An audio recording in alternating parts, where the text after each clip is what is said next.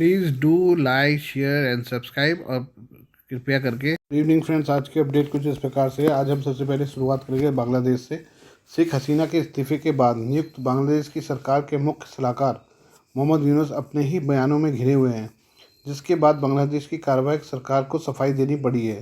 दरअसल मोहम्मद यूनुस ने कुछ दिनों पहले वॉइस ऑफ अमेरिका के साथ एक इंटरव्यू में बांग्लादेश के इतिहास को लेकर रीसेट बटन दबाने का जिक्र किया था, जिसके बाद लोगों ने उन्हें आड़े हाथ लेना शुरू कर दिया। लोगों ने आरोप लगाया कि यूनुस शेख हसीना से नफरत के चलते वह 1971 के मुक्ति संग्राम, बांग्लादेश के गौरवशाली इतिहास और बांग्लादेशियों की कुर्बानियों को भुलाना चाहते हैं। आलोचनाओं को बढ़ता देख मोहम्मद यूनुस की प्रेस विंग ने स्पष्ट किया है कि रीसेट बटन दबाने पर उनकी हालिया टिप्पणी को कुछ लोगों द्वारा गलत तरीके से समझा जा रहा है। मुख्य सलाहकार की प्रेस विंग ने गुरुवार को एक बयान में कहा, उनका प्रोफेसर यूनुस का मतलब बांग्लादेश के गौरवशाली इतिहास को मिटाना नहीं था। प्रेस विंग ने कहा कि जब मुख्य सलाहकार प्रोफेसर यूनुस ने रीसेट बटन दबाने की बात कही तो उनका मतलब भ्रष्ट राजनीति से एक नई शुरुआत करना था, जिसने बांग्लादेश के सभी प्रमुख संस्थानों को नष्ट कर दिया, अर्थव्यवस्था को पतन के कगार पर पहुंचा दिया और करोड़ों लोगों के वोट देने के अधिकार और नागरिक स्वतंत्रता को छीन लिया। बयान में कहा गया कि जब आप रीसेट बटन दबाते हैं तो आप सॉफ्टवेयर को फिर से शुरू करने के लिए रीसेट करते हैं। यह हार्डवेयर को नहीं बदलता है। 1971 के मुक्ति युद्ध ने बांग्लादेश के हार्डवेयर का निर्माण किया। अंतिम सरकार के मुख्य सलाहकार के रूप में कारोबार संभालने के लिए 8 अगस्त को ढाका पहुंचे प्रोफेसर यूनुस ने हजरत शाहजलाल अंतर्राष्ट्रीय हवाई अड्डे पर संवाददाताओं से कहा कि जुलाई अगस्त में छात्रों के नेतृत्व में हुआ जन विद्रोह उनकी दूसरी मुक्ति थी। पहली मुक्ति 1971 में देश की स्वतंत्रता की शानदार लड़ाई थी, जब बांग्लादेश की स्वतंत्रता की घोषणा की गई थी। तो professor Yunus middle Tennessee state university में सहायक प्रोफेसर थे।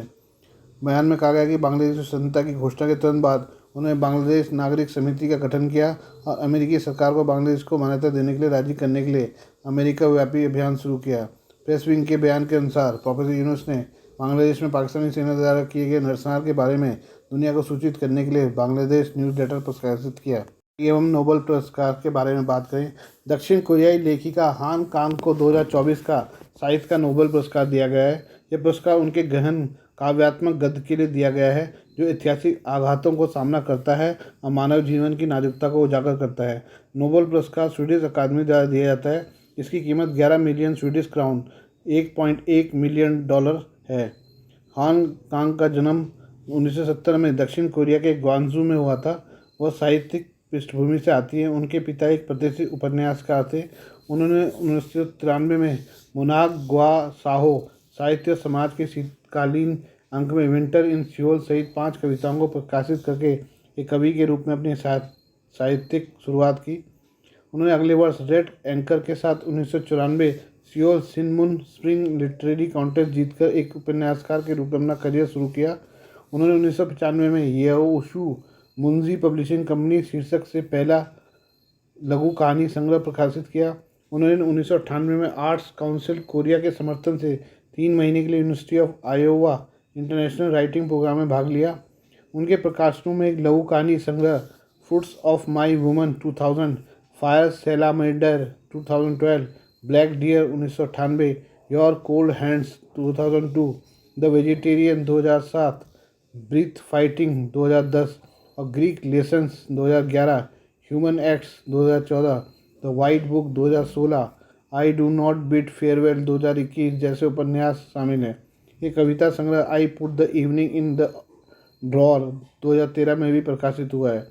उनके सबसे हालिया उपन्यास आई डू नॉट बिड फेयरवेल को 2023 में फ्रांस में मेडिसन पुरस्कार, 2024 में एमएल गुइमेट पुरस्कार से सम्मानित किया गया है। समिति ने कहा कि हांग कांग के काम की विशेषता दर्द के इस दोहरे प्रदर्शन से है, मानसिक और शारीरिक पीड़ा के बीच एक पत्राचार जो पूरी सोच से घनिष्ठ संबंध रखता है।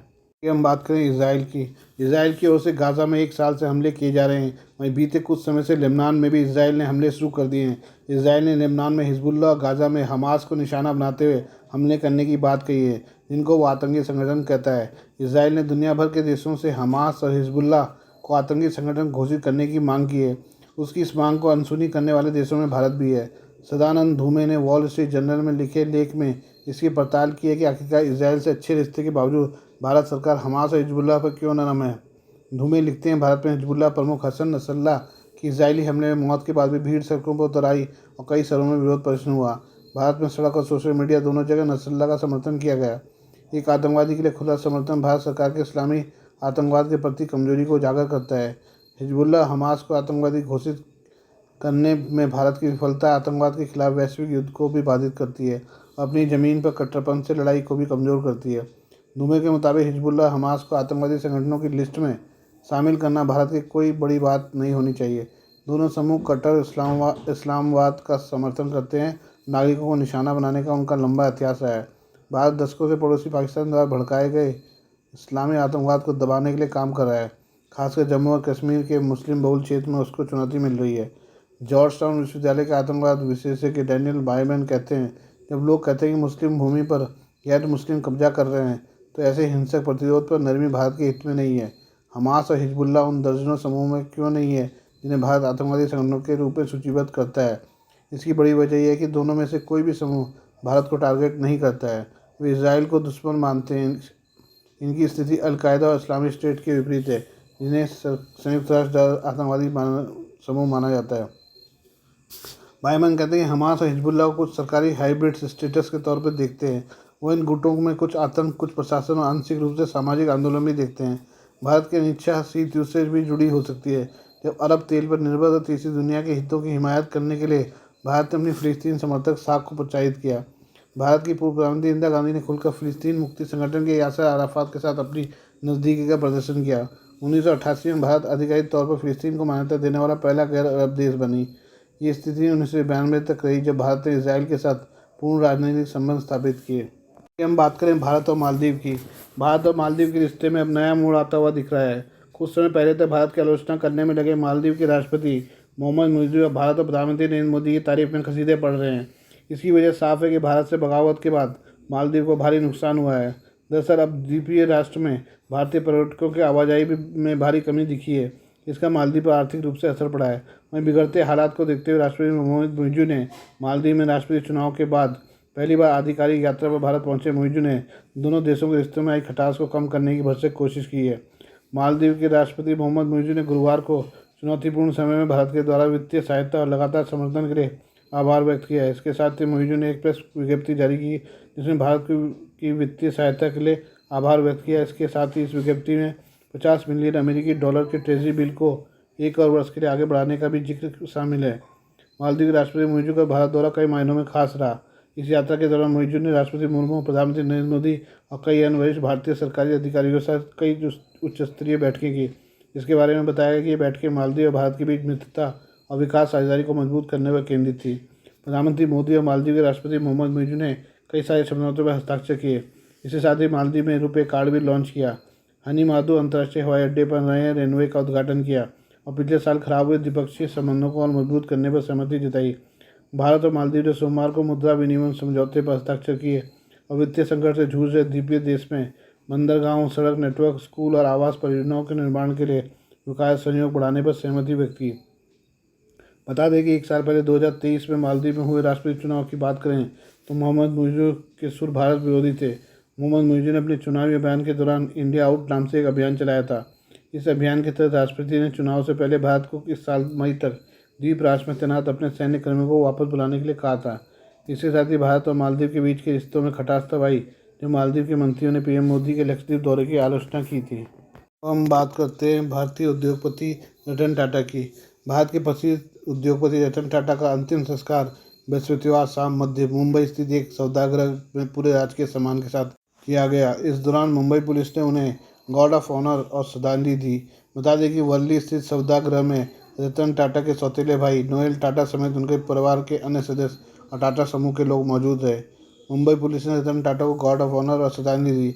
यह आयोजन उनके अंतिम संस्कार के दौरान किया गया, जिसमें कई महत्वपूर्ण लोग शामिल हुए। इस दौरान रतन टाटा के परिवार के सदस्य, टाटा समूह के अधिकारी और प्रमुख राजनीतिक हस्तियां भी वहां उपस्थित थी। वहीं इस मौके पर केंद्रीय गृहमंत्री अमित शाह, केंद्रीय मंत्री पीयूष गोयल, महाराष्ट्र के CM Eknath Shinde, deputy CM Devendra Fadnavis, Congress नेता सुशील कुमार शिंदे समेत कई लोग वहां मौजूद रहे। यह दिखाता कि रतन टाटा की कितनी बड़ी हस्ती थे, उनके प्रति कितनी श्रद्धा थी। गार्ड ऑफ ऑनर का यह समारोह रतन टाटा के जीवन, उनके कार्यों के प्रति सम्मान का प्रतीक था, जिससे स्पष्ट होता है कि उन्होंने समाज में कितनी महत्वपूर्ण भूमिका निभाई। रतन टाटा का अंतिम संस्कार पारसी परंपरा के अनुसार करना उनकी सांस्कृतिक पहचान और परिवार की परंपराओं का सम्मान है। उनके सौतेले भाई नोएल टाटा और परिवार के अन्य सदस्य इस महत्वपूर्ण समय में उनके साथ रहे। धार्मिक अनुष्ठान जो 3 दिन तक चलने वाले हैं इस प्रक्रिया का एक महत्वपूर्ण हिस्सा होते हैं, जो श्रद्धांजलि अर्पित करने और आत्मा की शांति के लिए होते हैं। इस तरह के आयोजनों में परिवार और करीबी लोग एकजुट होकर अपनी भावना को साझा करते हैं। रतन टाटा के निधन पर प्रधानमंत्री नरेंद्र मोदी का भावुक पोस्ट उनके प्रति गहरी श्रद्धांजलि है। उन्होंने एक दूरदर्शी नेता और असाधारण इंसान के रूप में याद किया, जो अपने काम और विचारों से समाज पर बड़ा प्रभाव डाल गए। मोदी जी ने रतन टाटा के नेतृत्व को भी सराहा, जिसे उन्होंने भारत के प्रतिष्ठित व्यापारिक घराने का स्थिरता और दिशा देने में महत्वपूर्ण बताया। यह श्रद्धांजलि उनके योगदान, उनके मानवीय गुणों को उजागर करती है, जो उन्हें एक प्रेरणा स्रोत बनाते हैं। प्रधानमंत्री मोदी ने अनगिनत मुलाकातों का उल्लेख करते हुए रतन टाटा की दूरदर्शिता और मानवता के प्रति उनके समर्पण को सराहा। उन्होंने यह भी बताया कि रतन टाटा का सपना देखना और दूसरों की भलाई के लिए काम करना उनके व्यक्तित्व का एक खास पहलू था। मोदी ने रतन टाटा के साथ विचारों के आदान प्रदान को अपने लिए बहुत उपयोगी बताया, जिससे स्पष्ट होता है कि रतन टाटा का प्रभाव न केवल व्यावसायिक क्षेत्र में बल्कि सामाजिक क्षेत्र में भी गहरा था। उनकी सोच और दृष्टिकोण न केवल भारतीय उद्योग को बल्कि समाज को भी प्रेरित करती थी। आज के लिए बस इतना ही, बाकी मिलते हैं कल आपसे नई खबरों के साथ। धन्यवाद।